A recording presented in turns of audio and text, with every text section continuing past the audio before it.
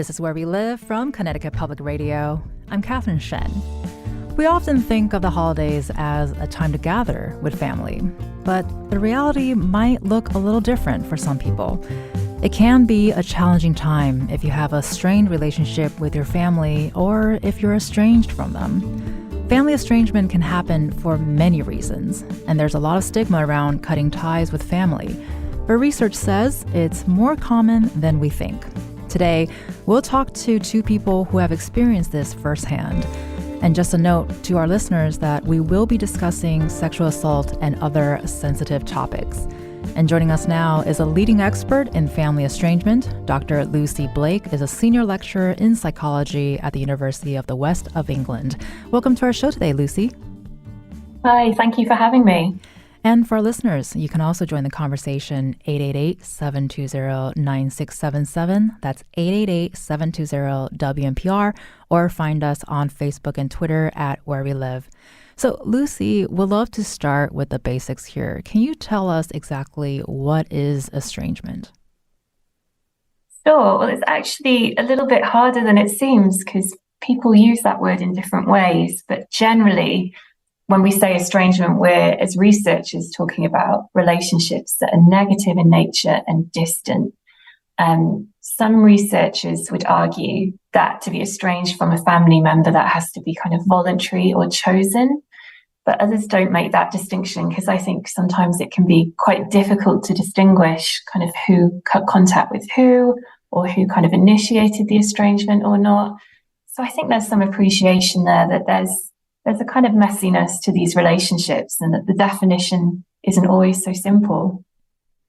Well, and I think it's difficult to define anything when you have human beings involved in these relationships. But I want to ask, how is estrangement different than, quote, quote, just being in a fight with a parent or a child? Yeah, that's a really good question. So I think lots of researchers think about, well, how long has there been this absence of contact for? And some researchers might say like a month is significant, but most will say when you get to 12 months, that feels like a significant cutoff or estrangement. And then also what makes it messy and hard to study is that people often cycle in and out of estrangement as well. But there is something long lasting, I think, when we're talking about estrangement, something that isn't necessarily permanent, but does last for a significant amount of time. And family dynamics, as we know, can be very complicated and unique to each family unit. So we know that all of these situations are going to be different when we're having this conversation today. But how does estrangement typically happen? What do these circumstances look like when people become estranged? Yes, so there's no kind of one story of family estrangement, but I do think we have some common threads that we're starting to hear more about. So one of those is when relationships might break down because of abuse in the relationship, or perhaps a family member has a mental health challenge that has a negative impact on that relationship. And sometimes adult children and sometimes parents report being rejected by their parent or child because of their gender identity or their sexual orientation. But the really common issues, I think, that can contribute to estrangement are things like marriage and divorce and illness and death. So it's not really the kind of extraordinary events people might assume, like something really catastrophic happening, but really the kind of things that contribute to estrangement are very everyday and very commonplace often. Well, and with what you just said, too, because this is a lot more common than we think, and we're not here to define something since it's not that black and white, but we also understand that disagreements and fights happen in every family. So what do you think is like the thing that actually makes a relationship break apart? Oh, that's a really good question. I think there's something kind of long-standing and difficult and distant in the relationship that means that an argument isn't easy to come back from or broach. There's something more significant that needs to be addressed often. And some people might think of it like the straw that broke the camel's back is something that we think about often with estrangement. Like there might be many small arguments, but some event or something that happened just kind of pushed those people in the relationship over the edge and led to something more substantial and long-standing. And yeah, when we're thinking about not just an argument, but something that's longer lasting and significant, we really do find that it is not a rare experience. So the latest research kind of indicates that around a third of adults are going to experience estrangement from a sibling. Around 1 in 4 will experience a period of estrangement from a father, and around kind of 6 to 10% from a mother. So these are not small numbers. This is very everyday and common, where these rifts and conflicts and argument or relationship issues are substantial. And curious to hear, how does estrangement look for different people? Because, we talked about there, you can't really put a timeline to it, but some are longstanding, some are not. And I want to talk about, is there a spectrum of estrangement where you might not be in contact with someone at all or have very limited contact that may lead to either more or no contact eventually? Yes, so there is a spectrum. So some researchers have talked about emotional estrangement. So this is where parents and children or siblings might have kind of limited contact with each other throughout the year, but they do feel that there's a significant gulf or distance between them. Whereas other people have a more, what's been called like a physical estrangement, where there's absolutely no contact, and that can last for very long periods of time. And then for some people, there might be kind of the involvement of legal professionals in their estrangement and restraining orders, for example. So that, yes, it's really varied as an experience, I think. And there's no one way that it looks in people's lives. We're talking about family estrangement today on Where We Live. You can join the conversation to share your experience if you like. Call us at 888-720-967 or 888-720-WNPR. Joining us now is someone who has experienced estrangement firsthand. Seth Forbes is the founder and executive director of Together Estranged, that's based in Boston. Seth, thank you so much for joining us today. Thanks so much for having me. And so, Seth, I want to start by asking if you wouldn't mind talking about your own experience with estrangement. Sure. I would say it's pretty long-standing. It's very complicated. There are a lot of twists and turns along the way. I initially became estranged from my mom and her side of the family when I was 13 years old. My parents got divorced when I was 6, and my mom met this new guy, and we moved across the country with him. By the time I started becoming a preteen, he was grooming me. And by the time I was 13, I was sexually assaulted by him.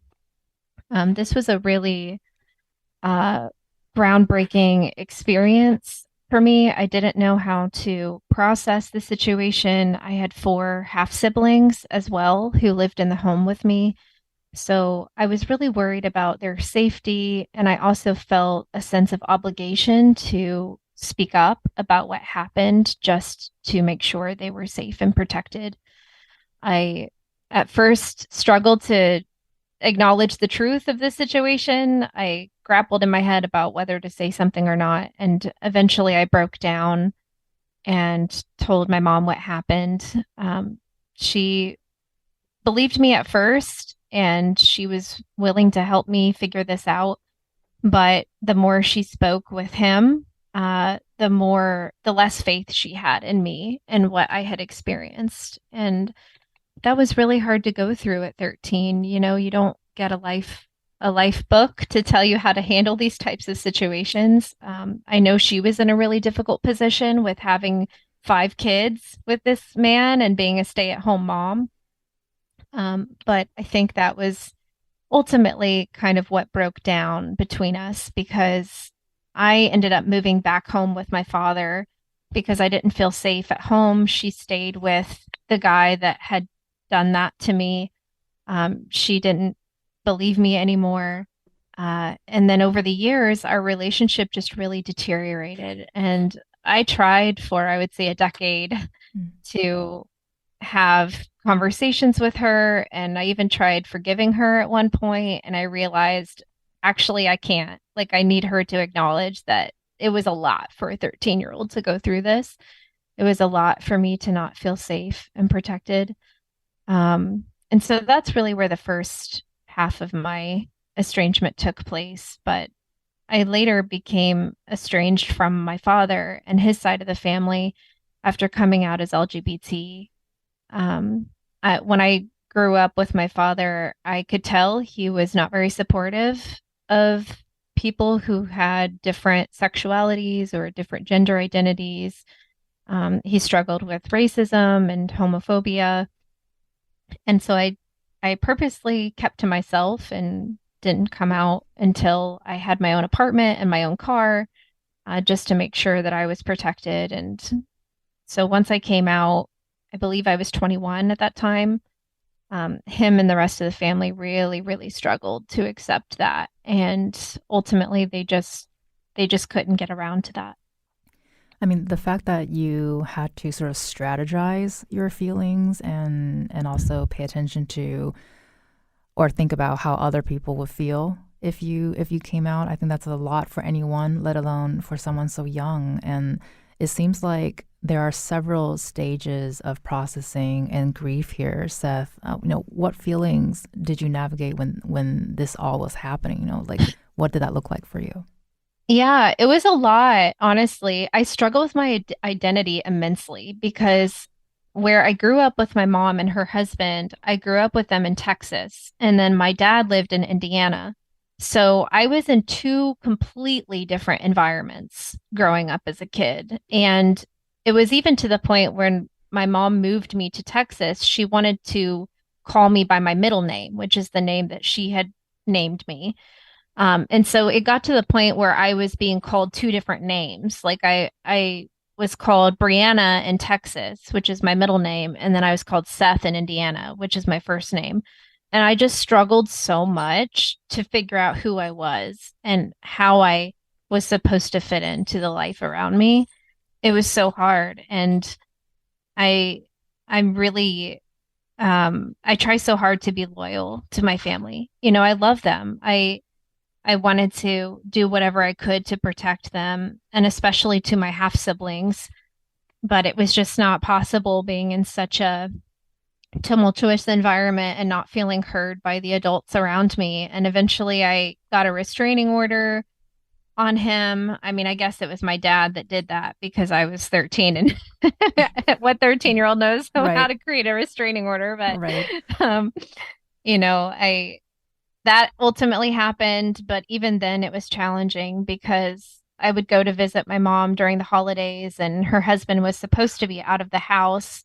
And sometimes he would be in the house while I'm in the garage in the car waiting. It was just they really tipped the line with how close he could be. And it really devastated me in so many areas. Like my half siblings, they would tell them that they can't trust me, um, because they didn't want me ruining their relationship with him. And I never did that because I didn't want them to feel unsafe in their home. I didn't want them to feel like they couldn't have a relationship with him just because of what happened to me, because I was the only child that was not biological to him.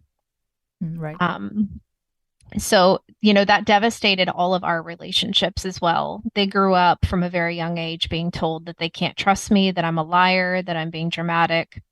Um, and so that really, really hurt to lose not only all of the adult family members, because they just couldn't face the truth of the man that my mom married, but then also to lose all of those relationships with my younger siblings because they were just innocent and they were told these stories about me with me never being able to share my side. Well, we very much appreciate you taking the time and sharing your side of the story today. You've been listening to Seth Forbes, who's the founder and executive director of Together Strange, as well as Dr. Lucy Blake, who's a senior lecturer in psychology at the University of the West of England, and also a leading expert on family estrangement. They'll be staying with us as today we're talking about family estrangement. And coming up next, there's a lot of perspectives on family estrangement. We'll hear from a parent who's experienced this firsthand. And for our listeners, if you've been affected by sexual assault, know that you are not alone.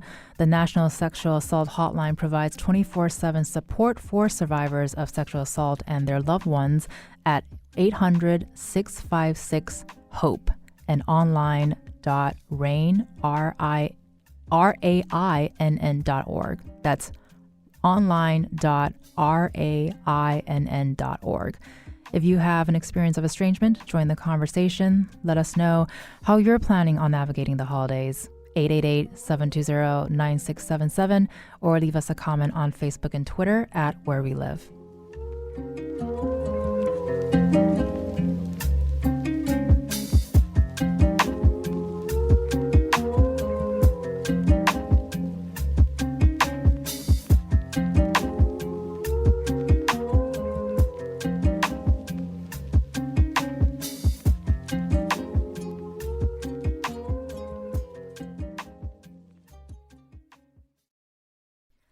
This is Where We Live from Connecticut Public Radio. I'm Catherine Shen.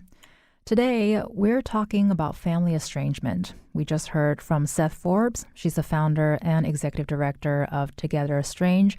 Seth is estranged from both of her parents. And joining us now is someone experiencing the other side of estrangement. Amy Palmer is the founder of the organization Parents of Estranged Adult Children. Amy, thank you so much for joining us today. Good morning. Thank you for having me. And still with us is Dr. Lucy Blake, who is a senior lecturer in psychology at the University of the West of England. And for our listeners, you can give us a call, 888-720-9677, or leave us a comment on Facebook and Twitter at Where We Live. So, Amy, can you share your story about how you became an estranged parent? Absolutely. In 2017, my then 18-year-old daughter sent me a text message and said that she was leaving our family. She had abandoned her phone and her car, and she didn't really give a reason. We were absolutely devastated. We had no inkling that this was even brewing. There wasn't any disagreements. There wasn't arguments that we could, other than typical, teenage. She was a senior in high school at that time, just typical teenage stuff, nothing earth-shattering anyway. And we didn't know where she was then for about 6 months. We did know that she had a relatively new boyfriend that we did not know well, and we figured he was a piece of the puzzle. And when we went to him and his family for help, and they literally slammed the door in our face, it was absolutely shocking, not the response that I had anticipated. Anyway, when she became estranged from us, I was devastated beyond belief. I'm not typically a depressed person, but I struggled with getting out of bed. I had difficulty focusing on, daily tasks of my life. It was probably the worst moment in my life. I can't imagine having to navigate that kind of trauma when you did not get a clear answer. Were you able to get an answer, or have you wondered, what was happening between their relationship that led her to this decision?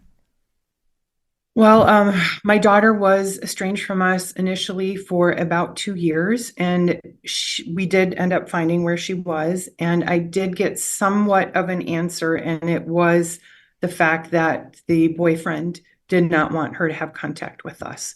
And contact meant with everyone, not just my husband and I, who is her dad, her brother, her grandparents, who she was very close to. Friends, she could have a few, but only if she could, only if he was present during their interactions. And so he controlled a lot of her life. And that was the main reason. It was not something that she desired.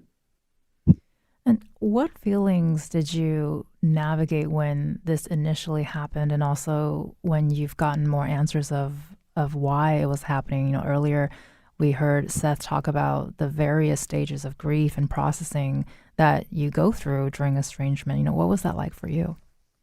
Oh, absolutely. You go through stages of grief. There's denial, like you can hardly believe this has happened. I went through depression bouts of sorrow, great sorrow and sadness.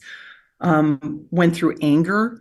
I think with the stages of grief, you go through all of them and kind of revisit them. And then finally you get to a stage where you're acceptance. And for me, it was finding that and living in the space between acceptance of the situation for what it was, but also never giving up hope that we would be reunited with our daughter, because that was always our hope. It was a challenge beyond belief, just to even function in life, and the feelings of shame, failure, guilt, in that you wonder all the things that you did or didn't do that maybe led to this, and you question everything, really. And when you were asking yourself those questions, you talk about feeling the despair, anger, sadness, and finally acceptance, but all of this are feelings that go beyond your beliefs. So when you were going through that process, were you able to get support, to get some answers for yourself to help you with the process? What was that like? Yeah, great question. I was so devastated that I thought, I'm not sure I'm going to make it. And I have a son I need to raise up yet. She has a younger brother. I have a husband. I have parents who rely on me. I needed help. So I thought, well, I need a support group. So I started looking for support, and I didn't find one. Now, maybe there was one out there and I just didn't locate it. But so I thought, I've got to do something, because I can't be the only one. And so I started researching, and I started reading everything I could on estrangement. And I learned that I wasn't the only one, that there are lots of people out there suffering through this. And so I really felt led to start this ministry, and Peace was born. I really had no idea what I was doing other than just reading and researching, and it just exploded. And once I went, I'll say, public with my story, I was shocked at people that were close to me, including a cousin who was estranged from her son for about 3 years and never told me. So it's just, I think that the more talk that we have, conversations that we have about estrangements, both from the children's perspective and the parents, that their people can get the support and information that can help them through, because it is very much trauma and painful for all people involved.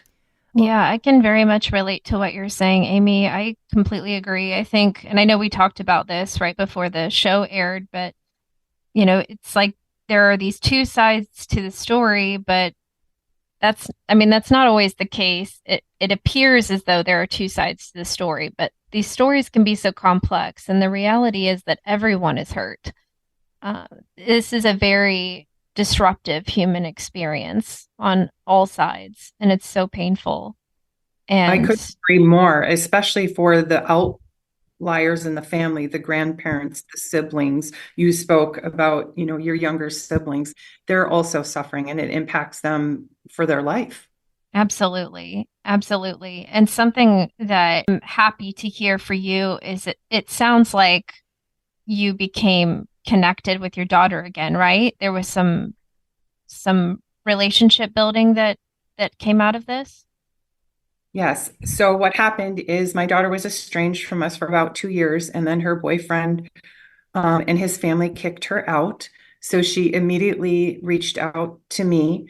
I had been implementing some strategies that I had learned from Dr. Joshua Coleman, who is kind of an expert in estrangement. He was once an estranged dad himself. Some people love him and his methods. Some people don't.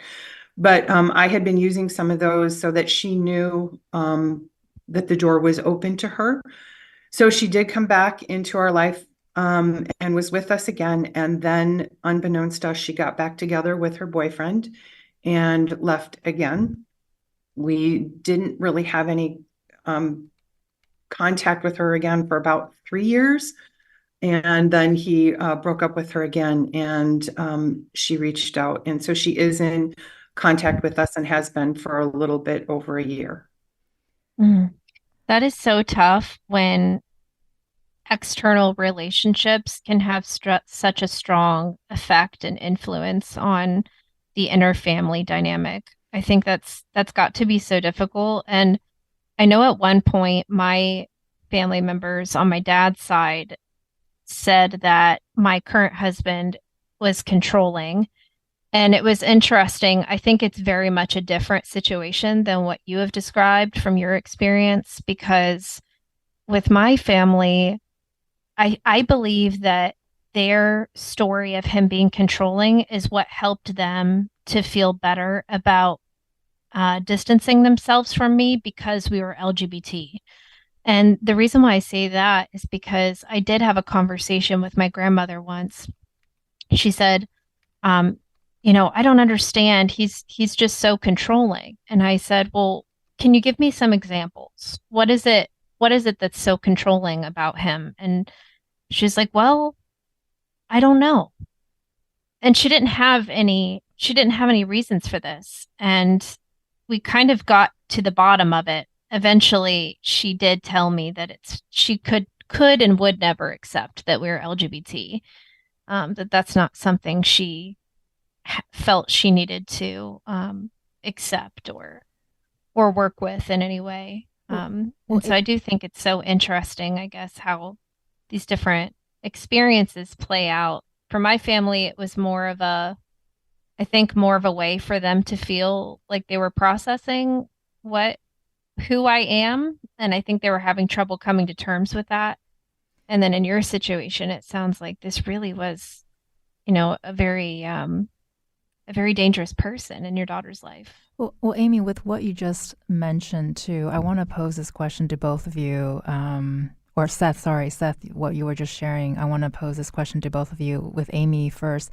Can you talk about the assumptions about estrangement that people make towards estranged parents?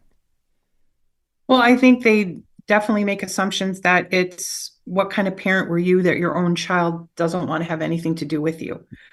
So I think there's that accusation, whether spoken or not, that people think it. And so I think that plays into the shame why so many parents don't talk about it, because there is that shame value to it. Yeah, I don't know. That's a question that I think that I can't really answer. Right. And Seth, with what you just shared about your grandmother making assumptions, but realizing that there is actually a very solid reason why she made those assumptions, can you talk about assumptions that people make about estranged children? Yeah, I think that estrangement on just a fundamental level is very hard for us to grasp as human beings. That's my opinion. I think that it's very hard to imagine that someone would become estranged from a family member because we used to really rely on those inner networks in order to survive. I think it really was a survival mechanism, and the idea that someone could break away from a family it's just mind-blowing. It's hard to grasp that. And so I think sometimes people they need to come up with a reason for themselves, especially if they're not in a place in their life where they have a lot of self-awareness. I know for my family members, they're way far out in the country, not a lot of education.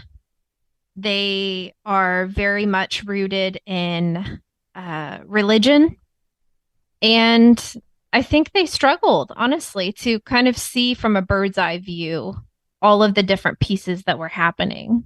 Whereas for me, I could see these different things. Of course, I was still influenced by my own bias and perspective, but I felt like I could see how all these different things connected to one another. And I think that's where the assumptions come into play is we need a story for all of this to make sense. And if we don't have that self-awareness, or if there is perhaps information that is missing, then we have to fill those gaps in somehow. And that's where the storyline comes into play. And at least in my situation, if there's also not very much intimacy in family relationships and there's not a sense of respect and trust, then the communication really breaks down. And I have another question here for both of you, and I want to start with Seth. Especially, you had just mentioned the internal network and having to process someone who's breaking away from family. But both of you have been able to find support. And speaking with Dr. Lucy Blake earlier, we talked about how this is a lot more common than we think. So, can you talk about, when you found out that you're not alone in this? How did that make you feel, and what happened afterwards? My story is very similar to Amy's in starting the organization because this was back in 2020. I had been working on my mental health for many years. I felt like I was finally in a place where I wanted to give back, but also find people I could connect with and relate to. And so I conducted my own community needs assessment. I sent out online surveys. I held focus groups. I have also a kind of a research background. And so it interested me to see if there was a need for this particular topic. And I got an overwhelming amount of responses from people saying they've experienced something similar. And that's when Together Estranged was born. And since then, I have found a lot of community in this. People have had very similar experiences. And there really is nothing like connecting with someone else who has gone through it. There's just Right. another deep soul level of connection for some reason that just brings you together. Well, I'm glad you were able to find that soul connection. I know, Amy, you mentioned a little bit earlier that you were also able to do that too by finding others who have had this experience, like your cousin you shared. So what was going through your mind too, when you realized that, oh, I'm not alone in this, there's actually a community and you're building that community as well? The first word that comes to my mind is relief, right? Because there's strength in numbers. And so to know that there were other people going through the same thing as I was just brought relief. And I think that when you find support in that, it's education, it's so many things, so many emotions are attached with that. I get emails literally every single day from people all across the world saying, I thought I was the only one. And when I receive those messages, it fuels my desire to bring to light this topic because for people to feel alone and to live in shame and feel that suffer through the trauma and they think they're the only one, that just breaks my heart. So it's what keeps me going. And in my first meeting that I held in person in 2018, I had 17 people attend the meeting, and I had just prayed that there was maybe more than just me that would show up, one other person, and I was just blown away. And right now, my organization that I run, I have about 400 people who are actively participating. Wow, that's an amazing growth of numbers. I'm glad to hear. Well, I'm not glad to hear that Yeah, people, people are out there yeah. needing this, but I'm happy to hear that both of you and others are able to find community from this. You're hearing from Amy Palmer, who's the founder of the organization Parents of Estranged Adult Children. You're also hearing from Seth Forbes, founder and executive director of Together Estranged, as well as Dr. Lucy Blake, who is a senior lecturer in psychology at the University of the West of England. And they will all be staying with us as we continue to navigate this conversation. And for our listeners, let us know if you'd like to share your story. You can join the conversation, 888-720-9677, or find us on Facebook and Twitter at Where We Live.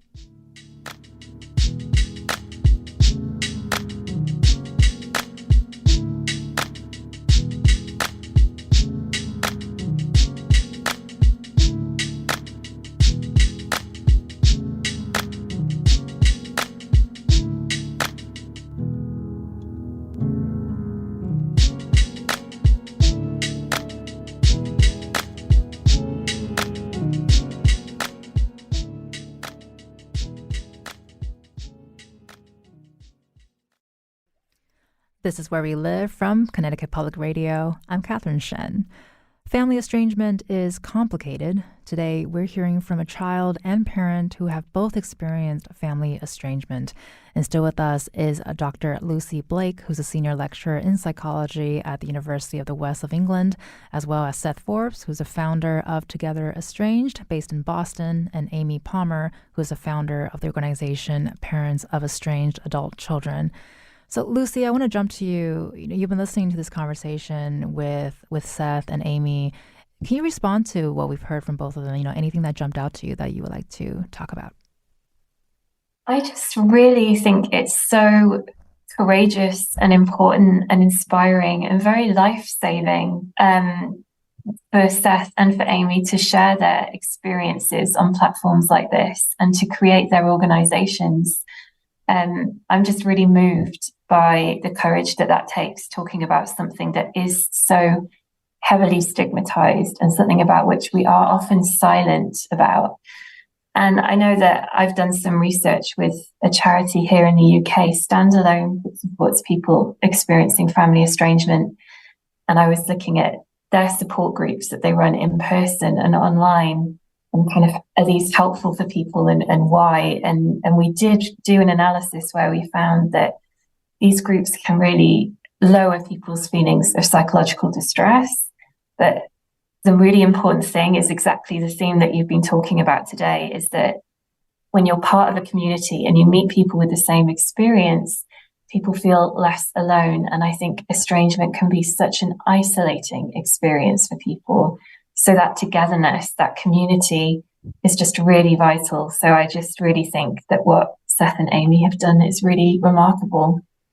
And I think from these conversations, we kind of pull the thread that like making these soul connections is so amazing. But the reason for that isolation is because people are not comfortable talking about it, and it usually takes a person to bring it up for you to want to be open about it. And both Seth and Amy had talked about the stigma that does come with estrangement. So Lucy, from your research, are you seeing that this is a very common experience, and are you seeing it being more opened up as we continue this? So definitely the research in the past 10 years is getting more and more kind of sophisticated, and we are finding that, yes, this is a prevalent experience. Around a third of people are going to have some experience of family estrangement in their lives. And that it feels like in the 10 years that I've been in the field, we've had this shift from estrangement being extremely stigmatized and something that people don't talk about, to something that does come up more often. It's still rare, but it is addressed in the media. We still don't really see it on our Instagram feeds, which tend to be kind of families in matching pajamas around Christmas trees at this time of year. But we do have this really important presence of Seth and Amy's communities and groups like Standalone. We do have more of those kind of images that you see on social media about, sending love to people who are experiencing estrangement or having difficult family relationships. It does feel like there's been a shift. And in some part, I'm calling from the UK, so I have this context, but I feel like what's happened in the royal family over here really opened up conversations around family estrangement with Prince Harry and his brother, for example. So it does feel like there is a shift that's taking place. Well, and you having to just mention culture or cultural icons really being open to those conversations that can really shift the idea that you can talk about this. And Seth had touched on religion and politics playing into the role of estrangement. So can you talk about how do all those three elements, culture, religion, and politics, how do they play into estrangement? So we know that they're really important, but unfortunately, and bizarrely, research on family estrangement is fairly small and new, and it is growing, which is important, but it's there is so much more for us to do. So the things that come to my mind is, we know that in families, people marrying people from different cultures or ethnicities can sometimes be really problematic for people's family relationships and lead to family estrangement. And we have lots of conversations, I think, around how politics can be divisive in families, but we don't have a great deal of research where people say exclusively this particular issue led to our estrangement. Say in the UK, that might be Brexit, or in the US, it might be like a political party. But we do know that if you have different values from a family member, that can be really challenging. And that can really be one of the factors that contributes to estrangement. So I think what we've heard from Seth and Amy is it isn't always just one thing, one issue, one example of something, but actually just many different things that can contribute to a relationship becoming estranged. And for Seth and Amy, earlier we had talked about how, this is not a conversation just for the holidays, but we are talking to both of you right before the Christmas holidays. And we had mentioned that this can be a very challenging time to be away for family. So how have you typically navigated the holidays? Let's start with Seth first. In the past, I would do nothing for the holidays when I was single. This was before I met my partner, but then we eventually started cooking these elaborate meals over the holidays and just having it all to ourselves. Sounds great. We would do that for the next week. We would just have all this food that we would we would just gorge on and celebrate and be merry. But we have changed things up over the past few holidays. This past Thanksgiving, we had a couple of international students from my husband's. He's in an MFA program, so there were a few international students who didn't have anywhere to go. So we had them over. I know for Together Estranged, every year we host a virtual event, and this year we had what was called the Togetherness Series. So it's 6 different virtual events that people can attend, and we've had authors and journalists and different types of mental health and holistic healing workshops just to help support people. So that's been really nice to be a part of too. But those are a few of the different strategies I've taken over the holidays. And how would you say celebrating holidays like a big Christmas holiday versus birthdays? Is there a difference when it comes to the feelings that you're navigating during those times?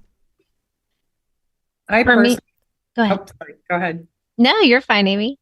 Go ahead, Amy. I personally felt that my daughter's birthday was absolutely the worst, I'll say, holiday for me, just because she was my firstborn. So it was such a special day for me. So that was super hard. But I think all holidays can be very, very difficult, especially now during the holiday season that we are in now. Everywhere you look, it's there. And I think for people who are suffering estrangement, whether it's adult child or a parent, it is just in your face and you get it from every angle. And that can be so difficult. For me, what I did is I focused on others, similar to what Seth did. I love you making meals and inviting people over that have nowhere else to go. We did the same thing. And that was really helpful to navigate those holidays, especially the ones when you're new to estrangement. Well, thanks for sharing, Amy. And Seth, you were saying holidays versus birthdays. Is there a difference for you too? Yeah, I think there's a difference sometimes just in the type of communication I've received from my family. My dad used to call me every birthday, and he would leave me a voicemail. And one year I did call him back and actually told him, I've got my phone open. If you want to have a conversation, like I'm ready to chat. And I never heard back from him. And that was really painful. I usually wouldn't hear from him around the holidays, but my birthday definitely. And sometimes it made me question his intentions because I would wonder if he's just reminiscing, and he just missed me as a little girl. And I understand that, but sometimes I was like, I am an adult. I need you to see this. I need you to honor this and acknowledge this and have conversations about it. In that regard, birthdays have been a little challenging with those phone calls, but since then I've changed my number. I don't hear from him anymore. It's all very similar to me now. And so because the holidays, regardless of Christmas or birthdays or whatnot, it's a time that I think there's a lot of communication or not happening during these times. So I want to pose this question to both of you as well. Let's go with Seth first, since you just talked. What do you want people to know about what to say and perhaps not to say to someone who is experiencing estrangement right now? I think that very much in the way where we don't want to assume that that a child's parents are a cis, straight, married couple, I think we should also not assume that people have close, loving, accepting, respectable family relationships. I think it's just an ask for us to constantly kind of question our beliefs of what the world is and what it should be. I think it's important to acknowledge that people have different situations. And if it's around the holiday season, you could ask, oh, do you have any plans for the holiday season? Or do you have any plans for this weekend? I wouldn't make any assumptions of, oh, where does your family live? Are you going to see your family? I think that can be really painful for people. Um, and I also think those posts on social media where it's like, you only get one mom, you only get one dad, make sure you call them this holiday season. I think that can be really triggering for folks too. And Amy, I want to ask you the same question too. What would you like people to know to not say or say to someone who is experiencing estrangement right now? Yeah, I mean, I would agree with Seth, just saying in general, what are your plans for the holidays? Because sometimes when you ask that question, oh, are you going to see your kids or grandkids? You will spur this emotional response from that person. I mean, I remember when someone asked me how my daughter was doing, and what we were going to be doing for holiday, I burst into tears. And, she didn't know what to do with that. Right. Right. So I'm just being, kind and always asking questions in love. And I think when people do ask questions or say things, I don't ever really think that they mean it. I think that to get that response, that sometimes they just don't know. Right. And I think that in this situation that we are in our culture right now, I think that we can just agree to disagree on things. I think to Seth's point, in that my daughter and I have very different value systems, very different. And that's okay. We have different lives, we're different people, but just always be in love. And it's okay that we're not the same, because that's what makes our world unique and wonderful, is because we all different. Think how boring it would be if we were all the same. That's such a great philosophy to have. What a boring world it would be if we were all the same. I really appreciate you sharing that with us, Amy and Seth. And thanks to Dr. Lucy Blake, who is the senior lecturer in psychology at the University of the West of England. And she's also a leading expert on family estrangement. Thank you, Dr. Blake, for being with us today. Thank you. It's been a pleasure. It's so important to talk about this topic at this time of year. So thank you for this show. Absolutely. And also massive thanks to Seth Forbes, who's the founder and executive director of Together Estranged, which is based in Boston. Thank you, Seth, so much for joining us today.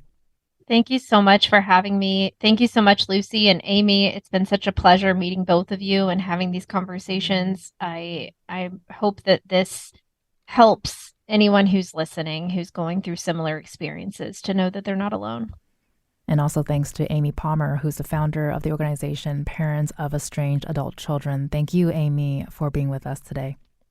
Thank you. And thank you to both Lucy and Seth for just being a part of this. I learned a lot. Thank you. We learned a lot too. And for our listeners, if you want more information, please log on to ctpublic.org/where we live. Everything that we mentioned today will be on there if you need more information. I'm Catherine Shen. Today's show is produced by Tess Terrible. Our technical producer is Kat Pastor. Download Where We Live anytime on your favorite podcast app. And thank you so much for listening.